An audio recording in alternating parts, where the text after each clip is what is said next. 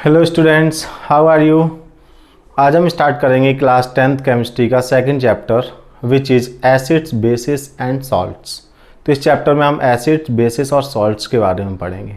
तो first topic हम लेंगे सबसे पहले acids, then bases and then salts. Okay, तो फर्स्ट टॉपिक इज एसिड। तो what do you mean by acids? कुछ आइडिया है एसिड के बारे में? एसिड क्या होता है? कुछ एग्जाम्पल्स, आपको कुछ भी चीज़ समझ आती हो एसिड के नाम पे। जैसे आपने नेम सुने होंगे, sulphuric acid, hydrochloric acid, acetic acid etcetera. कुछ नेम्स आपने सुने होंगे ज़रूर एसिड्स के। बट एसिड क्या होता है, इसके क्या प्रॉपर्टीज़ हैं, ये शायद आप लोगों को पता नहीं होंगे। तो आज हम इसी को कवर करने वाले हैं। तो एसिड का एक बेसिक डेफिनेशन है, any substance which gives H+ ions when dissolved in water is known as acid। तो एक ही बात याद रखनी है। क्या बात याद रखनी है?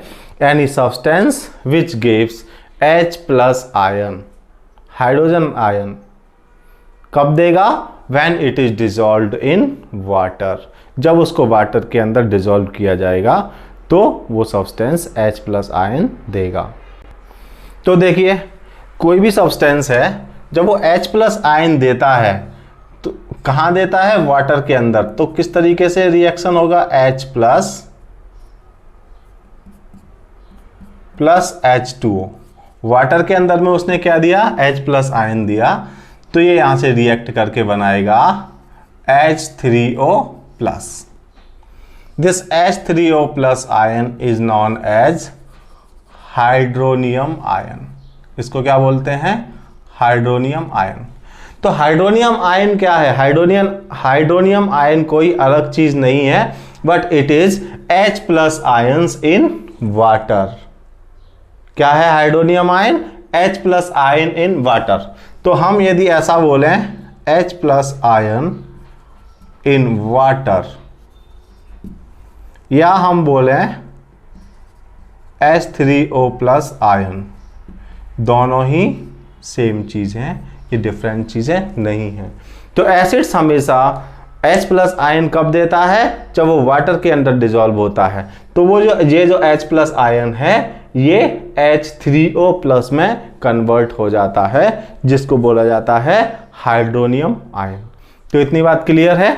तो acid is a substance which gives H+ ion when dissolve in water. Okay, acids are sour in taste, means acids को टेस्ट किया जाए तो कैसे होते हैं? सार मीन्स खट्टे होते हैं टेस्ट में। और ये क्या करते हैं? ब्लू लिटमस को रेड लिटमस में कन्वर्ट कर देते हैं। ये एक जनरल डेफिनेशन है। लिटमस पेपर आपका एक इंडिकेटर है। हम इस चैप्टर में इंडिकेटर्स अलग से पढ़ेंगे, जिसमें आपको red litmus, blue litmus, phenolphthalein, methyl orange, कुछ इस तरह के इंडिकेटर्स भी पढ़ने को आएंगे। ओके, तो इतना क्लियर हुआ। हम आगे बढ़ते हैं। Now comes to the classification of acids. Acids are classified on different basis. तो अलग अलग तरीके से एसिड्स को क्लासिफाई किया गया है। First classification is based on their source. Based on their source means कि एसिड्स जो हैं वो हमें कहाँ से मिलते हैं। तो based on their source acids are classified as organic acids and inorganic acids. Organic acids are the acids which are obtained from living beings. ये कहाँ से ऑब्टेन होते हैं? Obtained from living beings means plants और animals. तो वो acids जो कि हमें प्लांट्स और एनिमल्स से मिलते हैं उनको बोला जाता है organic acids. For example acetic acid CH3COOH, ये क्या है? आपका ऑर्गेनिक एसिड है। Inorganic acids are obtained from minerals. Inorganic acids कहां से मिलते हैं? Obtained from minerals. obtained from minerals. For example, sulfuric acid H2SO4, hydrochloric acid HCl और nitric acid HNO3. These are known as inorganic acids. Generally, organic acids are weak. ये जो acids होते हैं ये कैसे होते हैं?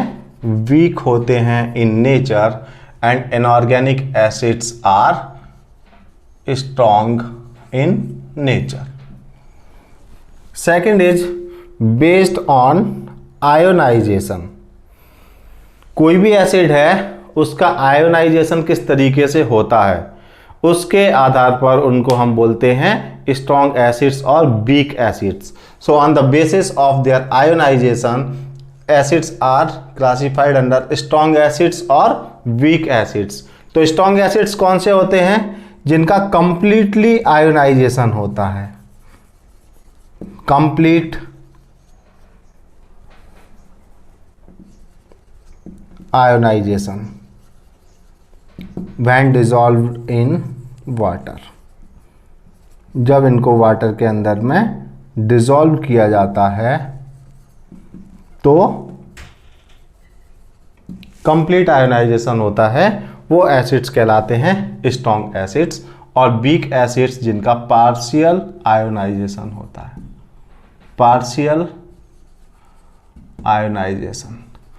पार्शियल आयोनाइजेशन का मीनिंग है कि कुछ आयोनाइजेशन हुआ कुछ आयोनाइजेशन नहीं हुआ. मतलब एसिड के अंदर में जितने भी H+ आयंस हैं वो हमें पूरे नहीं मिले तो पार्शियल आयोनाइजेशन हुआ. कंप्लीट आयोनाइजेशन मींस जितने भी मॉलिक्यूल्स एसिड के हैं सभी का आयोनाइजेशन हुआ और हमें H+ आयंस मिले.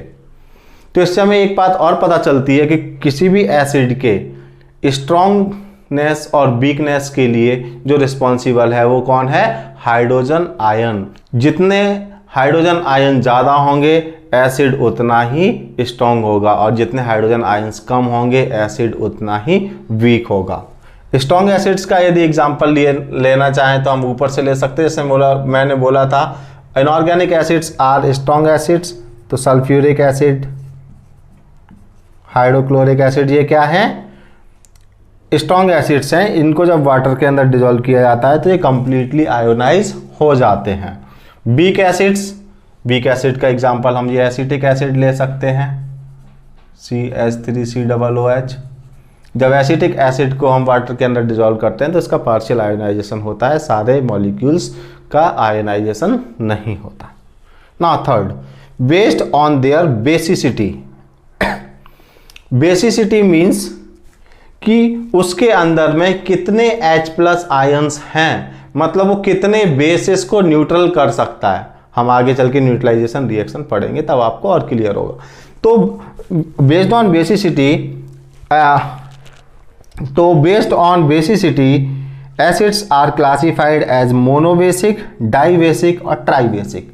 मोनो का मतलब होता है 1, di means 2 and tri means 3.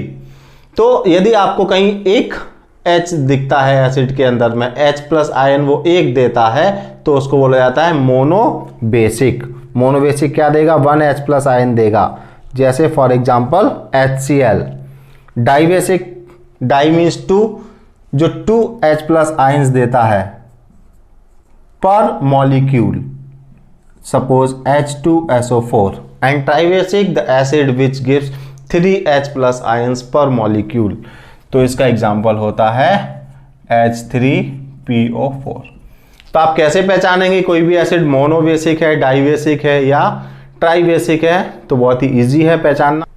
आप देखें H+ आयन कितने दे सकता है. HCl है 1 H+ आयन देता है इसलिए मोनोबेसिक हो गया.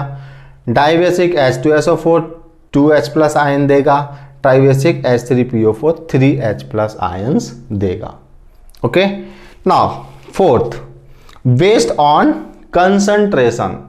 कंसंट्रेशन आपने 9th क्लास में भी पढ़ा होगा. कंसंट्रेशन ऑफ सॉल्यूशन मीन्स आपको ये पता है कि एसिडिक कैरेक्टरिस्टिक तभी शो करता है when it is dissolved in water.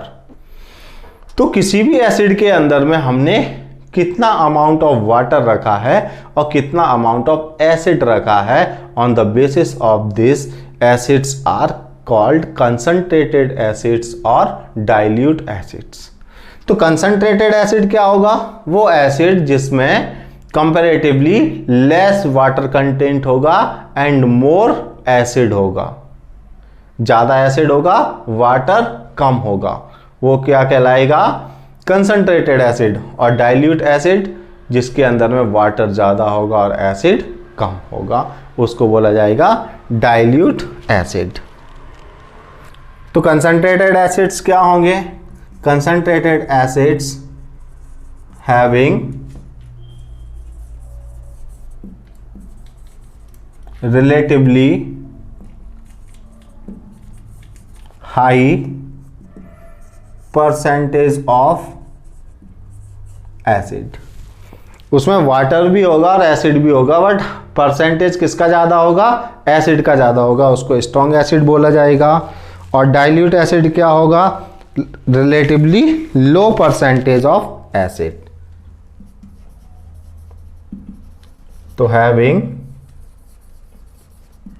relatively low percentage of acid, तो इसको बोला जाएगा dilute acids। ओके, इतना क्लियर हुआ? तो pause the video to note it down. Now chemical properties of acids. Acids के केमिकल प्रॉपर्टीज क्या होते हैं? तो केमिकल प्रॉपर्टीज ऑफ एसिड में फर्स्ट हम पढ़ेंगे reaction of acid with metal. Acids जब मेटल के साथ रिएक्ट करते हैं तो क्या होता है? मैंने यहाँ पे कुछ एग्जांपल्स लिए हैं, पहले हम जरा इनको ध्यान से देखें, फिर समझने की कोशिश करते हैं कि एसिड्स जब मेटल के साथ रिएक्ट करते हैं तो क्या प्रोडक्ट बनता है। यहाँ पर zinc is a metal, HCl is a acid. तो when zinc reacts with HCl क्या बन रहा है? जिंक क्लोराइड और हाइड्रोजन गैस यहाँ से रिलीज हो रही है।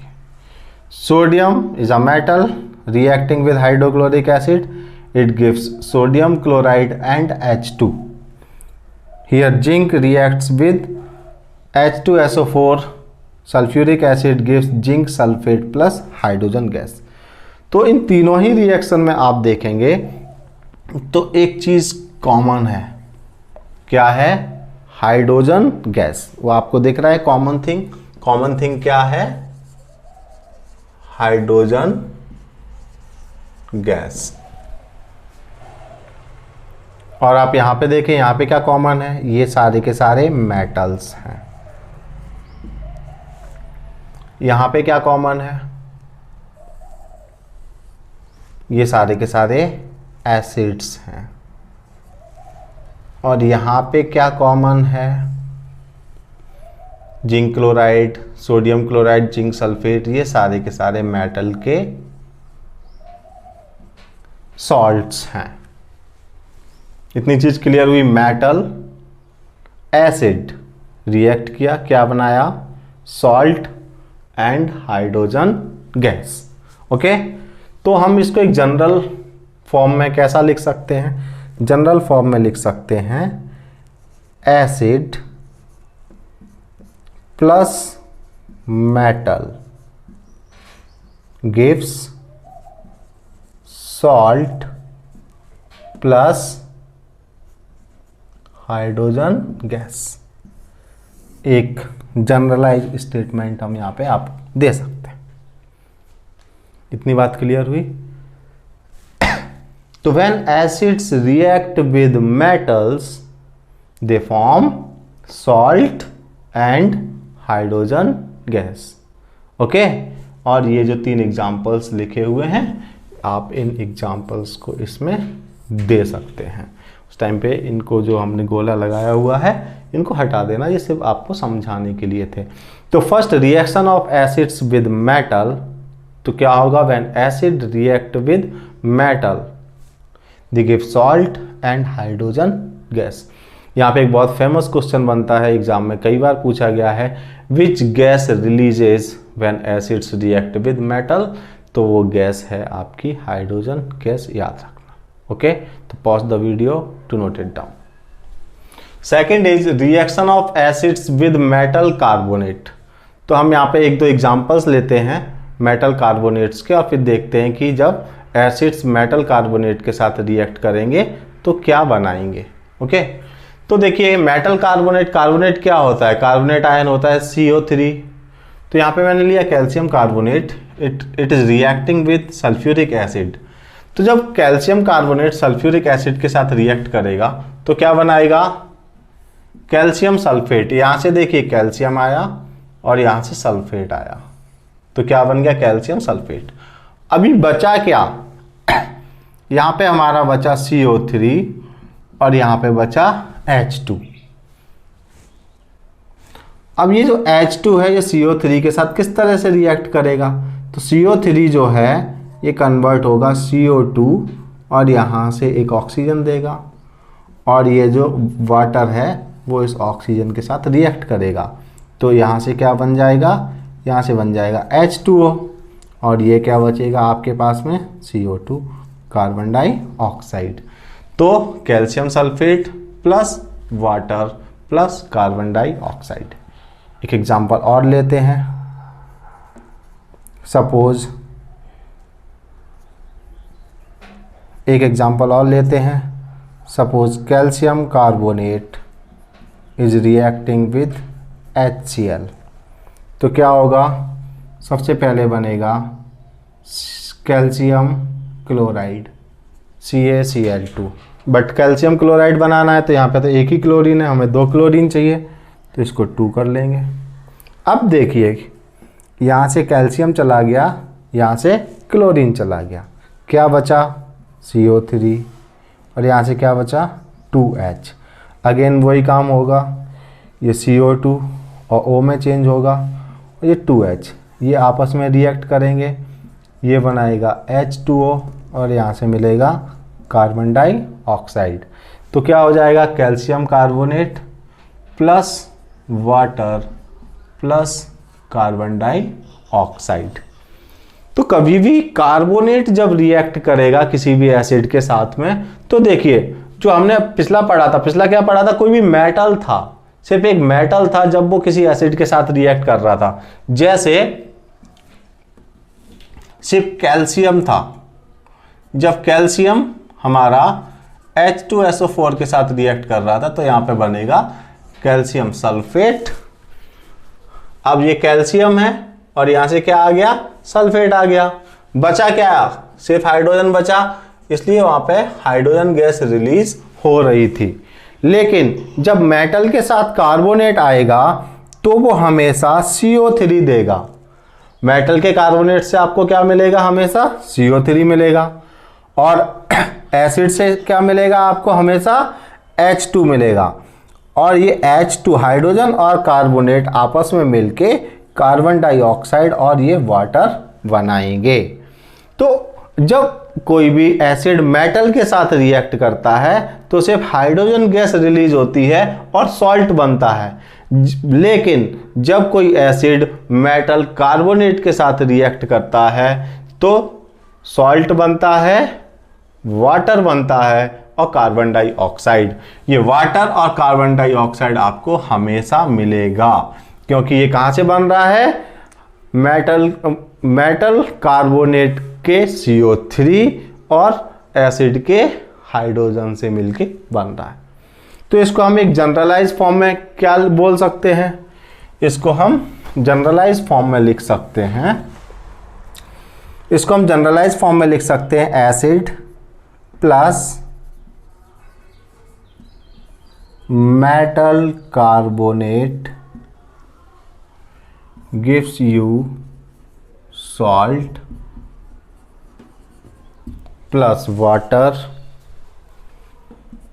plus carbon dioxide. ओके, तो इतना क्लियर हुआ।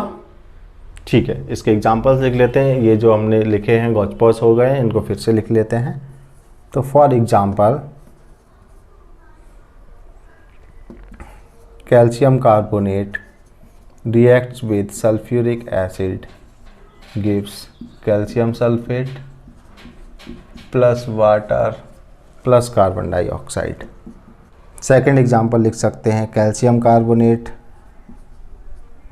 Plus hydrochloric acid gives calcium chloride plus water plus carbon dioxide. Okay, note कीजिए। Next is reaction of acid with hydrogen carbonate, और ब्रैकेट में लिखा है बाइकार्बोनेट। हाइड्रोजन कार्बोनेट को बाइकार्बोनेट भी बोला जाता है। तो what happen when metals react with bicarbonates और हाइड्रोजन कार्बोनेट्स, हमें इस टॉपिक में ये देखना है कि जब मेटल्स बाइकार्बोनेट या हाइड्रोजन कार्बोनेट के साथ रिएक्ट करते हैं तो क्या होता है। एक एग्जांपल लेते हैं। हमने ले लिया sodium bicarbonate NaHCO3 plus acid ले लिया सपोज HCl, क्या होगा। देखो एक चीज़ तो क्लियर है अभी तक के एग्जांपल्स में जो हमने देखा है कि कभी भी एसिड रिएक्ट करता है, मेटल के साथ रिएक्ट करे या मेटल कार्बोनेट के साथ रिएक्ट करे, तो एसिड का जो नेगेटिव रेडिकल होता है वो मेटल के साथ में, या मेटल कार्बोनेट है तो उसके मेटलिक पार्ट के साथ में रिएक्ट करता है और वो सॉल्ट बनाता है। तो यहाँ पे भी सोडियम और क्लोरीन यहाँ से आपस में रिएक्ट करेंगे तो ये बनाएंगे NaCl। अब उसके बाद हमें देखना है कि क्या बचता है। ये बाइकार्बोनेट है, हम एक कार्बोनेट का भी ले लेते हैं। सपोज यहाँ पे मैंने लिया होता sodium carbonate plus HCl, same thing. तो क्या बनता, जैसे मैंने बोला यहाँ का नेगेटिव रेडिकल और यहाँ का पॉजिटिव रेडिकल आपस में मिलके सबसे पहले सॉल्ट बनाएगा। यहाँ पे 2 है तो यहाँ पे 2 कर लेते हैं। तो सबसे पहले क्या बन जाएगा 2NaCl, ठीक है, प्लस। अब दोनों ही केसेस में देखते हैं कि हमारे पास बचा क्या। यहाँ पे क्या बचा HCO3 और यहाँ पे क्या बचा H, तो इनको अलग रखते हैं HCO3 और H। अब क्या होगा, ये H और H आपस में मिलेंगे, CO3 से एक ऑक्सीजन निकल जाएगा तो ये CO2, O, और ये H को मैं इधर ले लेता हूँ सहूलियत के लिए, और ये H यहाँ से है। तो ये दोनों तीनों मिलके क्या बनाएंगे, वाटर बनाएंगे, और यहाँ से क्या मिलेगा आपको, कार्बन डाइऑक्साइड। तो इस केस में भी क्या हो रहा है, NaCl plus water plus carbon dioxide. हम इस केस में देखते हैं, यहाँ पे देखो ये सोडियम चला गया, क्लोरीन भी चला गया, क्या बचा CO3, यहाँ से क्या बचा 2H, फिर से वही काम CO2O और ये 2H और O मिलके बना लेते हैं H2O, और यहाँ से ये CO2 बच जाता है। तो इस केस में भी आपको क्या मिलता है, H2O plus CO2।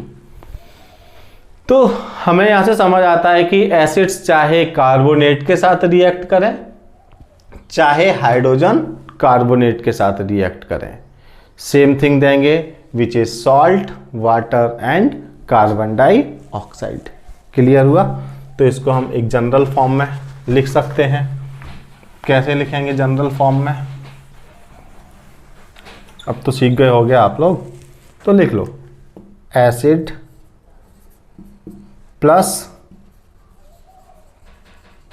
Hydrogen carbonate gives you, क्या मिला, सॉल्ट,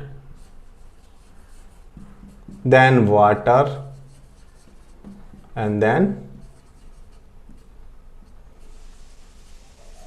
कार्बन डाइऑक्साइड। तो एसिड्स चाहे कार्बोनेट के साथ रिएक्ट करें चाहे बाइकार्बोनेट के साथ रिएक्ट करें, वो आपको क्या करेंगे, हमेशा सॉल्ट, वाटर और कार्बन डाइऑक्साइड गैस देंगे। कुछ एग्जांपल्स और ले लेते हैं। जैसे यहाँ पे सोडियम बाइकार्बोनेट ने रिएक्ट किया सल्फ्यूरिक एसिड, वो हाइड्रोक्लोरिक एसिड के साथ में, तो एग्जांपल में आप एक ये ले सकते हैं, और ले सकते हैं NaHCO3 रिएक्ट्स विद H2SO4। जब ये H2SO4 के साथ रिएक्ट करेगा तो पहला तो सॉल्ट बनेगा, सोडियम सल्फेट Na2SO4। आँख बंद करके आपको लिख देना है H2O एंड CO2, उसमें कोई भी हिचकिचाने की ज़रूरत नहीं है। इसको बैलेंस करना पड़ेगा। सोडियम 2 है, यहाँ पे कर दिया 2, हाइड्रोजन हो गया 2 और 2 4, यहाँ पे 2, कार्बन 2, यहाँ पे भी कर दिया 2, ऑक्सीजन काउंट करो 3 2 6 एंड 4 10, यहाँ पे 4 2 6 एंड 2 2 4 10 हो गया। ओके, तो ये एक एग्जांपल आप और नोट कर सकते हैं, कीजिए। Next is reaction of acid with marble और एग सेल। इंपॉर्टेंट क्वेश्चन है, पूछा जाता है what happens when acid reacts with marble और एग सेल्स, और पूछा जाता है विच गैस इवॉल्व्ड, कौन सा गैस निकलता है। तो मार्बल और एग सेल्स दोनों में ही कैल्शियम कार्बोनेट होता है। क्या होता है? Calcium carbonate. तो कौन सा रिएक्शन आ जाएगा इसमें? Reaction of acid with metal carbonate. तो हमें कुछ अलग से नहीं करना, हमें ये पता होना चाहिए कि egg cells and marble and egg cells contain calcium carbonate. यदि हमें ये पता होगा तो हम ये भी पता कर सकते हैं कि what happens when acids react with marble और एग सेल। तो कैल्शियम कार्बोनेट के साथ रिएक्ट करेंगे तो क्या होगा? कोई भी एसिड हो सकता है, हम यहाँ पे एक पर्टिकुलर रिएक्शन नहीं दे सकते। कोई भी एसिड हो सकता है, हम यहाँ पे एक पर्टिकुलर रिएक्शन नहीं दे सकते, बट हमें ये पता है कि एसिड जब कैल्शियम कार्बोनेट के साथ में रिएक्ट करता है तो सॉल्ट बनाता है, वाटर बनाता है और कार्बन डाइऑक्साइड गैस बनाता है। तो when acid react with egg shell और marble it will make salt, water and carbon dioxide. आपने देखा होगा मार्बल के ऊपर जब एसिड गिर जाता है तो एक फिजिंग साउंड आता है और कुछ बबल्स निकलते हैं, तो वो bubbles of carbon dioxide produce होते हैं। वो जो बबल्स होते हैं वो किसके बबल्स होते हैं? Bubbles of carbon dioxide produced. Okay, तो ये कुछ थे केमिकल प्रॉपर्टीज ऑफ एसिड्स। इसके बाद आएगा uses of acids. Now uses of acids, acids को हम कहाँ कहाँ पर यूज करते हैं? तो first is sulphuric acid is used in car batteries. Car के बैटरीज में जो एसिड यूज होता है वो होता है sulphuric acid, and it is also used in the preparation of many other compounds. Second is nitric acid is used in the production of ammonium nitrate which is used as fertilisers in agriculture. तो nitric acid को ammonium nitrate के production में use किया जाता है, जो कि agriculture में एज अ फर्टिलाइजर यूज होता है। Third is hydrochloric acid is used as cleansing agent in toilet. Toilets को साफ करने के लिए आपने देखा होगा घर पे बॉटल्स में आता है, तो वो हाइड्रोक्लोरिक एसिड रहता है। Tartaric acid is a constituent of baking powder. Baking powder बनाने के लिए टार्ट्रिक एसिड को यूज किया जाता है। And carbonic acid is used in aerated drinks. Aerated drinks क्या होते हैं? कोल्ड ड्रिंक्स वगैरह जो होते हैं उनको एरेटेड ड्रिंक्स बोला जाता है। तो यहाँ पर इस वीडियो में हमने आपके 10th क्लास के सिलेबस के अकॉर्डिंग जो एसिड्स था उसको कवर किया। नेक्स्ट वीडियो में आपको बेसिस मिलेंगे। ओके, तब तक के लिए tata, bye bye, take care.